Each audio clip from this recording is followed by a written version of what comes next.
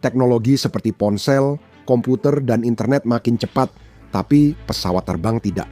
Ketika Concorde dihentikan pada tahun 2003, penerbangan komersial diam-diam melambat, tapi itu akan segera berubah. Lockheed Martin X-59 tidak dibuat untuk melampaui kecepatan Concorde, melainkan untuk memperbaiki kekurangan Concorde. X-59 adalah pesawat mutakhir yang futuristik, tapi jika dilihat lebih dalam, pesawat ini sebenarnya menyembunyikan sebuah rahasia, dan rahasia ini bisa mengubah cara dunia bepergian. Pengembangan dirgantara sangat mahal. F-35 Lightning II menghabiskan lebih dari 1,7 triliun dolar dan 20 tahun untuk pengembangan.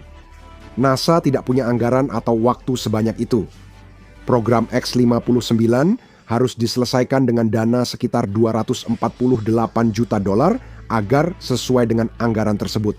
Tim di Lockheed Martin Skunk Works, divisi legendaris yang membangun SR-71 Blackbird dan pesawat mata-mata U-2, memutuskan untuk menggunakan kembali bagian-bagian dari jet militer yang sudah pensiun. Mereka tidak menciptakan ulang roda, hanya mengambilnya. Misalnya, merancang roda pendaratan baru butuh bertahun-tahun untuk analisis tegangan, pengujian, dan sertifikasi. Insinyur Lockheed mengambil roda pendaratan dari jalur produksi F-16 Fighting Falcon karena sudah terbukti tangguh dan tersedia. Kanopi kokpit diambil dari T-38 Talon, tongkat kendali dari F-117 Nighthawk, dan sistem propulsinya juga barang bekas.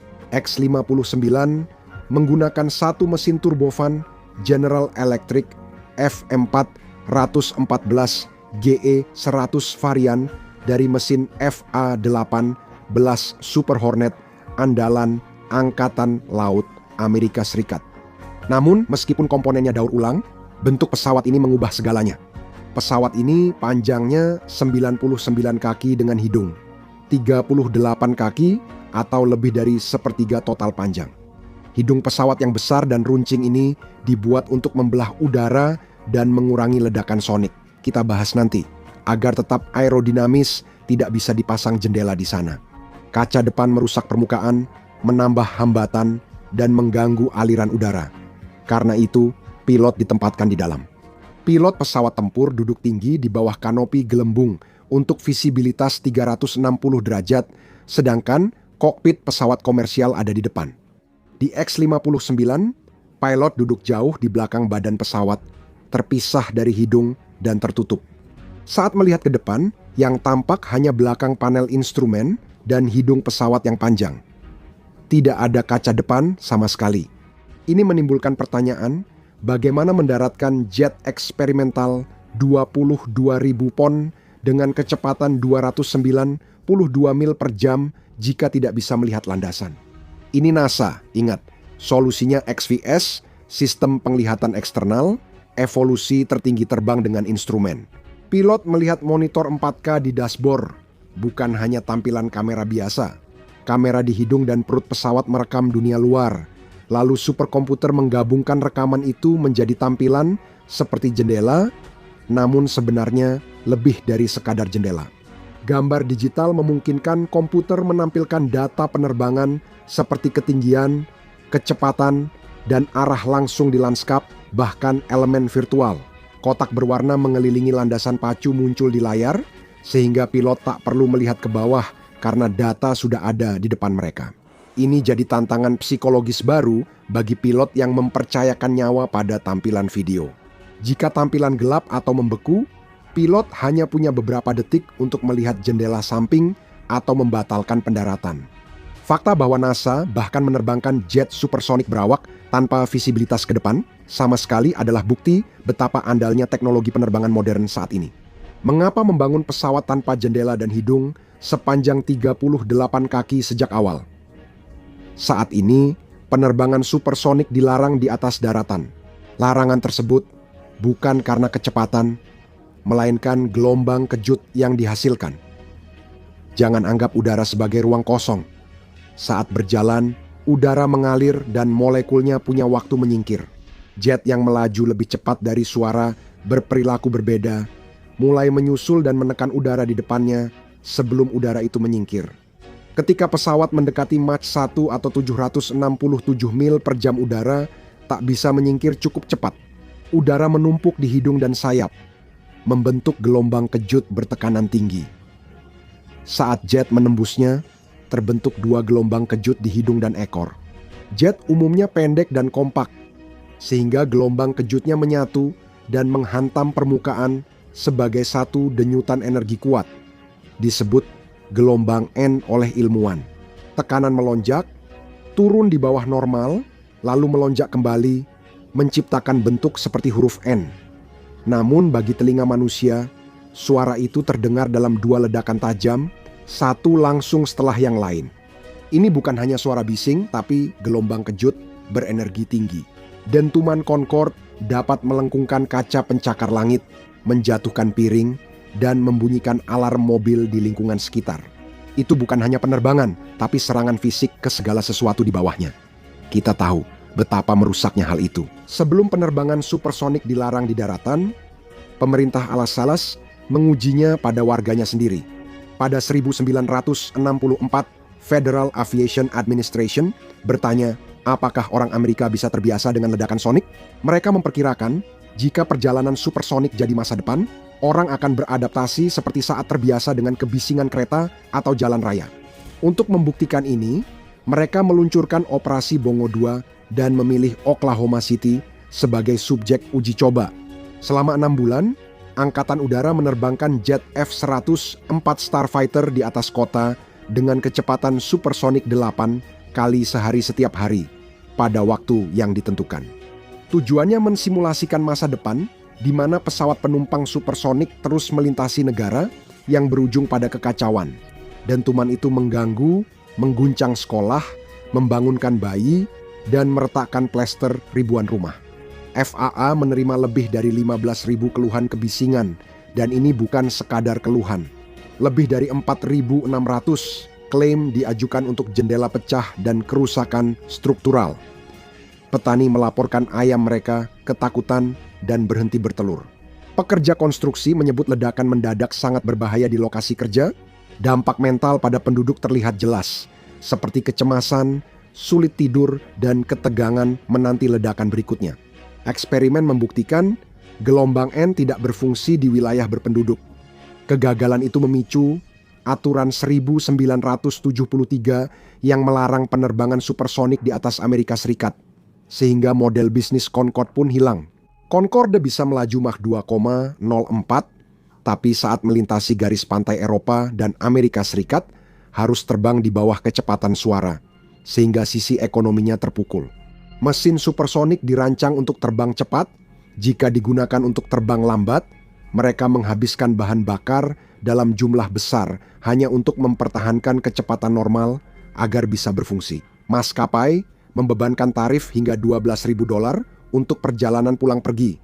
Namun hanya sedikit orang yang mau membayar sebanyak itu demi menghemat 3 jam. Selama 50 tahun, insinyur dirgantara terikat aturan ini. Mesin bisa dibuat lebih cepat, tapi hukum fisika tak bisa dilawan. Hingga X-59 hadir. Proyek ini dimulai dengan pertanyaan, bisakah bentuk pesawat diubah agar gelombang kejutnya tak pernah bertemu? Insinyur NASA memakai superkomputer untuk simulasi pergerakan miliaran molekul udara. Mereka menguji ribuan bentuk, mencari satu yang dapat mencegah terbentuknya gelombang N pada pesawat biasa. Sayap, kokpit, kanopi, dan ekor menghasilkan gelombang kejut yang bertumpuk. X-59 dirancang untuk mengatur gelombang itu. Pesawat ini mengarahkan gelombang kejut ke stratosfer dan tanah pada sudut yang sudah direncanakan. Gelombang kejut direntangkan sepanjang badan pesawat dan dijauhkan, sehingga tidak pernah bergabung dan tetap tersebar, bukan membentuk lonjakan tajam. Saat gelombang sampai di tanah, bentuknya berubah jadi gelombang lembut bergulung. Pada grafik, ledakan sonik normal tampak seperti kilatan petir bergerigi. Gelombang baru ini berbentuk bukit halus dan terdengar sangat berbeda bagi telinga manusia. Agar X-59 senyap, insinyur harus memikirkan ulang segala hal tentang mesinnya. Mesin F-18 dipasang di bagian atas pesawat, sebuah langkah penting untuk mengurangi kebisingan pada sebagian besar jet. Intake mesin meraung Bilah turbin membelah udara menciptakan raungan berfrekuensi tinggi. Pada X-59 mesin dipasang di atas agar badan pesawat menghalangi suara ke tanah. Namun posisi ini punya kekurangan. Udara di atas sayap terasa kasar dan turbulen yang tidak disukai jet. Kompresor bisa macet hingga mesin mati, sehingga insinyur menambah sirip dan saluran agar aliran udara lancar, memungkinkan mesin F-18 tetap aman meski di posisi yang tidak sesuai rancangannya. Tantangannya bukan hanya aerodinamika. Terbang Mach 1,4 menimbulkan gesekan.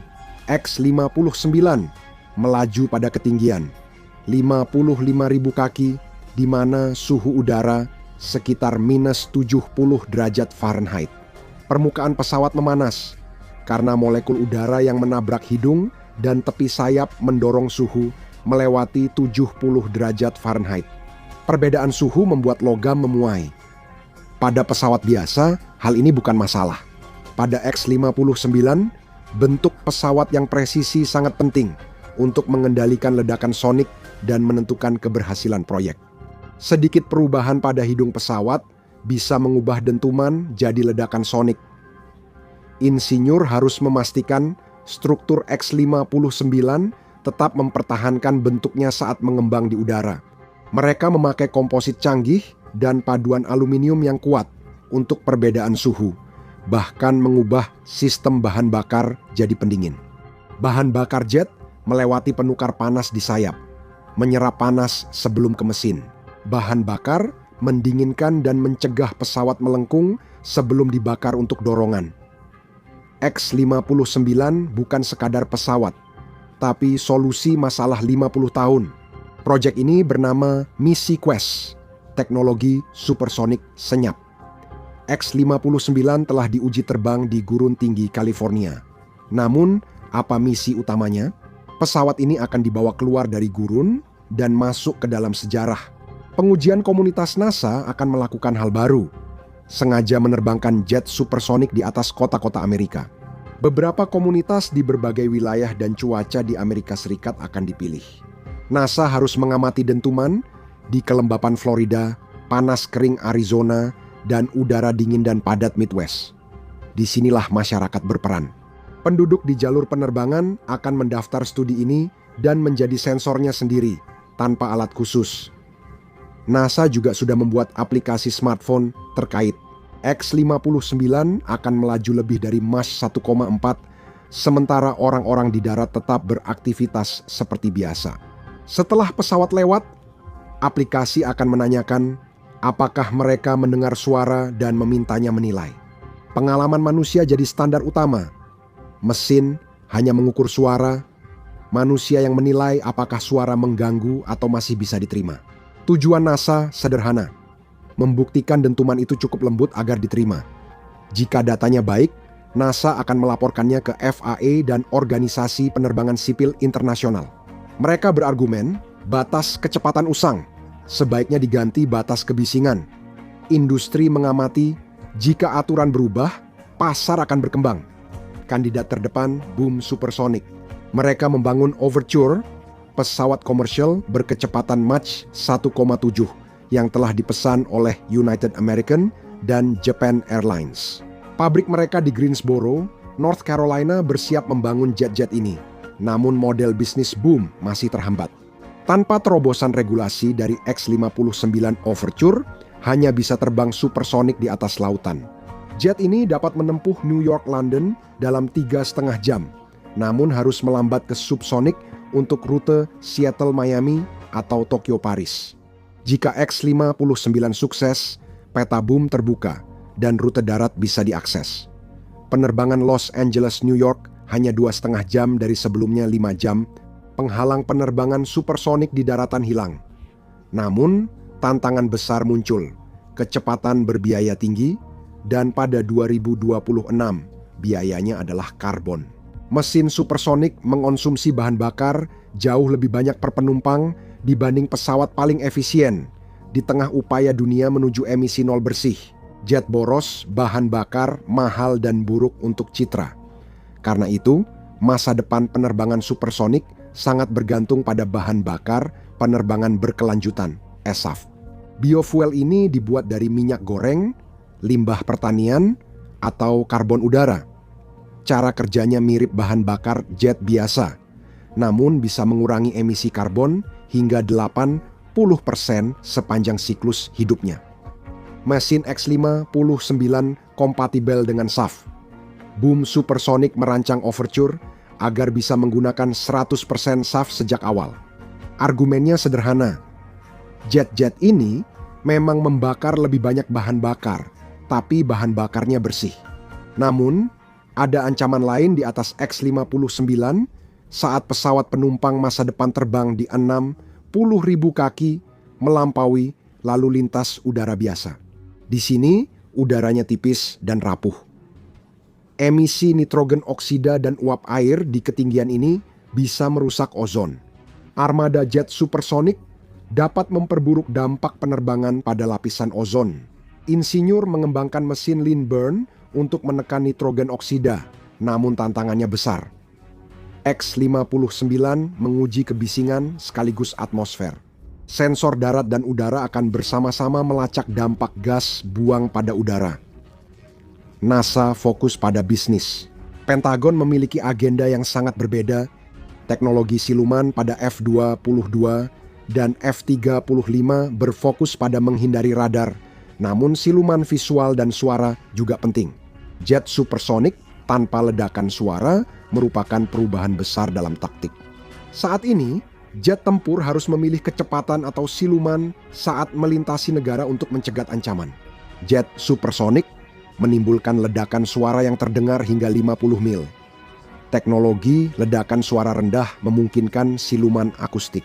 Pesawat pencegat masa depan bisa melintasi wilayah musuh dengan kecepatan Mach 1,5 dan suaranya di darat hanya terdengar seperti gemuruh samar. Pertahanan musuh tak sempat merespons. X-59 bukan sekadar penerbangan supersonik, datanya membuka jalan ke kecepatan yang lebih tinggi. Kecepatan supersonik Mach 1-5, sedangkan hipersonik di atas Mach 5. Terbang dari New York ke Tokyo dalam 90 menit dengan penerbangan hipersonik membawa lebih banyak panas dan gelombang kejut yang jauh lebih kompleks daripada supersonik. Pelajaran pengendalian panas dan kebisingan X-59 jadi batu loncatan ke masa depan suborbital. Dengan menguasai Mach 1,4, peningkatan hingga Mach 5 menjadi mungkin. Dirgantara kini memasuki titik balik sejarah. Selama 20 tahun terakhir masa depan lebih lambat dari masa lalu. Concorde membuktikan keunggulan kecepatan, namun memiliki banyak kekurangan. X-59 membuktikan kecepatan dan kesenyapan bisa dicapai bersamaan. 3 tahun ke depan jadi ujian utama. Uji coba di gurun California memberi data pasti, sedangkan penerbangan di komunitas memberi data psikologis. Hasilnya, bukan hanya pesawat lebih cepat, ini bisa mengubah kehidupan dan pekerjaan manusia. Dengan hidung panjang dan kokpit tanpa jendela, X-59 berbeda dari pesawat biasa. Namun, saat pesawat ini bergerak ke landasan di Palmdale, siap menyalakan afterburner F-18-nya, ini mendorong industri maju, sesuatu yang belum pernah dilakukan penerbangan komersial selama puluhan tahun. Dan kedatangannya menandakan satu hal, penerbangan supersonik kini telah kembali. Silakan cek pesawat kiamat Perang Dunia III E-6 Mercury atau klik video ini sebagai gantinya.